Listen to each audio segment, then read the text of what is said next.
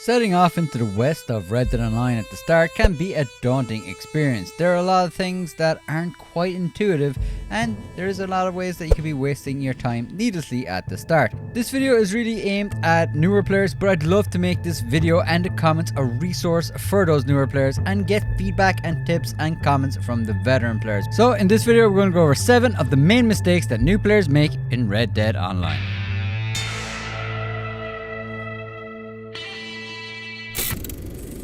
Before we get into the video though, I want to tell you about the sponsor of this video, Ridge Wallet. They're actually running a special promotion from today right up to the 7th of December 2021, where if you use my coupon DIRTY, you will get 15% off. This is perfect timing for those of you who may have been thinking of getting this for a Christmas gift for somebody, and it really is a decent wallet. It's small and compact and even has a money clip so you can store your cash, and has over 40,000 5-star reviews. It also has RFID blocking and comes in over 30 different colors and styles. The code word DIRTY normally gets you 10% off, but again, running up to the 7th of December will get you 15% off. The first tip I have is extremely obvious to anyone that has played this game for a while, but it is definitely not intuitive because it doesn't make any sense, and that is you get paid more for the longer a mission takes. This holds true across most missions as well, be it stranger missions, blood money missions, regular, infamous and legendary bounty hunter missions, and if you want to make the most possible gold in these missions, you want to take your time doing them.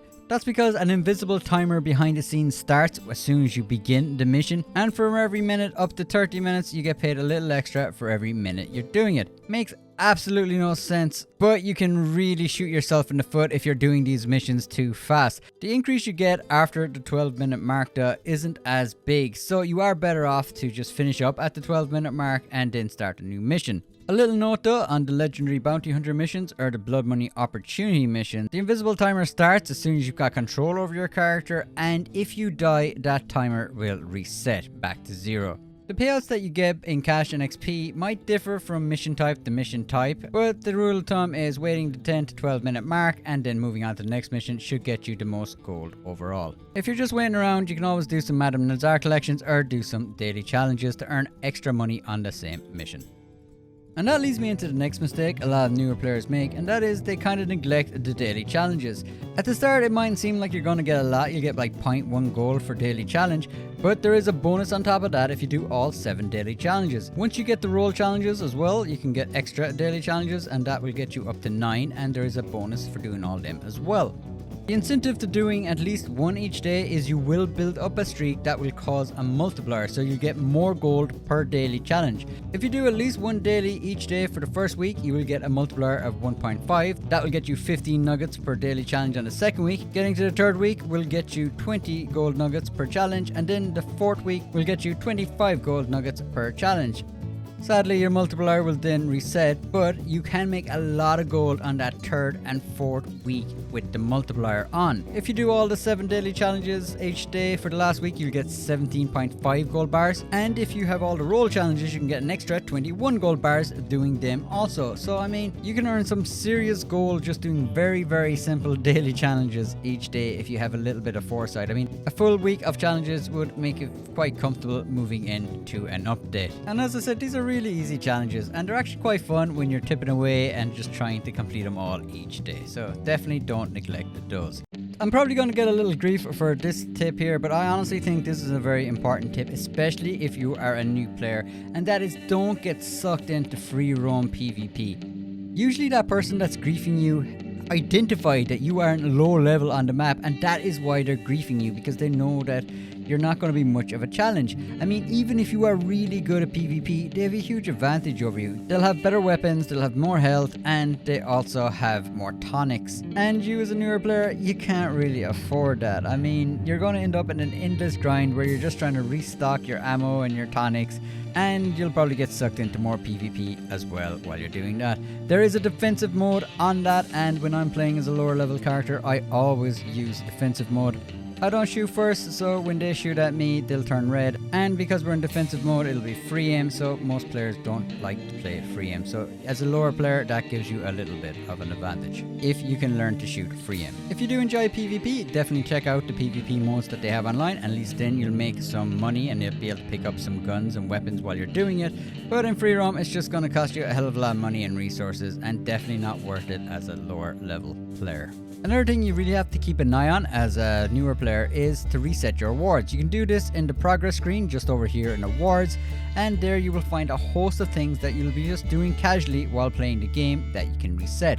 Every time you reset an award, you will get 0.4 gold, and some of these are really easy to rank up, like selling things at the butcher or killing people with a particular gun. So it is definitely worth resetting them as soon as they're available.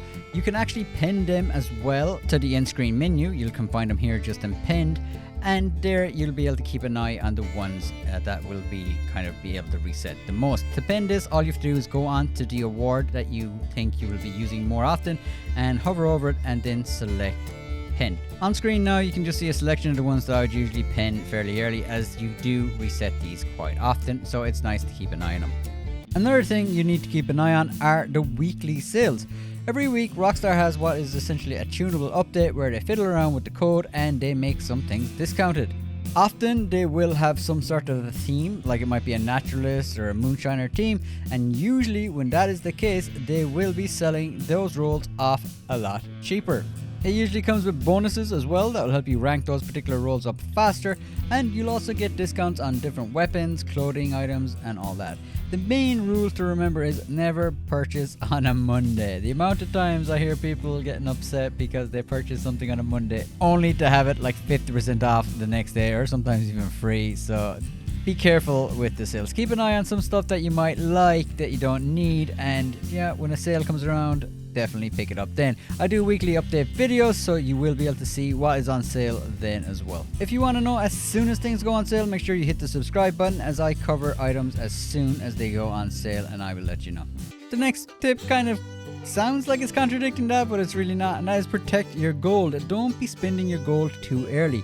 Gold is not as easy to make in Red Dead Online as cash. You can make cash very, very easily, but gold not as much. Rockstar is going to tempt you by letting you purchase items that are locked at a higher level now for like 60 gold bars, and you could spend your hard-earned gold on that, or you could spend your real hard-earned money on that. But if you just hold off and just rank them up, you will get them eventually. Also, a lot of fun in this game is actually working towards getting things like that. So, like, Rockstar aren't going to drop a lot of content for you to purchase anytime soon. So, enjoy the process. The last mistake a lot of people make is just choosing the wrong roles too early. The best roles that you can get early on are either the bounty hunter or the collector role. I have started a number of different characters, and I usually go with the bounty hunter role myself first. This is because it is the only role that you can earn gold in. I do find the infamous bounties and the legendary bounties quite enjoyable to play as well, and I do enjoy unlocking things. That said, you do now, with the blood money update, get an alternative to this, as you can now earn similar payouts with the blood money opportunities and missions. So if you really want to focus on a moneymaker, then the collector role is your one. That said, be warned, the collector role is a bit grindy because you have to go around the map looking for collectibles, but it is quite easy and there is a lot of resources out there to help you. If you're also trying to rank up fast, it is probably the fastest way to rank up, because you get XP not only when you're picking collections up, but also selling full collections to Mademoiselle will get you a big chunk of XP, as well as a big chunk of cash. You do get to see some cool sights while you're scouring the map for these collectibles, but it is kind of grindy and it does get boring kind of fast. So that's why personally I usually go with the bounty hunter role. And again, it's just because I enjoy playing more mission style games than just kind of collecting things. But getting the collector role and then doing some blood money opportunities at the start is a legitimate way to make some cash and gold quickly early on. And if I'm making a new character today, it depends on what's on sale at the time I'm going to be purchasing one. But either or is a good bank, I think, at the start. So that's it for some of the main pitfalls I see a lot of new players fall into, but of course there's a lot of other things that people might find confusing. That's why I'd love if the veteran players leave a couple of tips that they think personally like was some of their main pitfalls in the comments, and if the newer players have any questions, I'd love if people could like help them out as well. We've all been new players once, and to be honest, that is the main driving force behind this game for me personally, and that is the community is easily one of the best community for games I've ever come across, which is why I love the Red Dead Online community. And if you're a new player, I hope you're really enjoying the game, and I hope these tips help you out a little bit. Massive thanks to everyone who supports the channel as always, especially to the members. You guys are incredible. Really appreciate you guys. And that's it, people. Catch you later.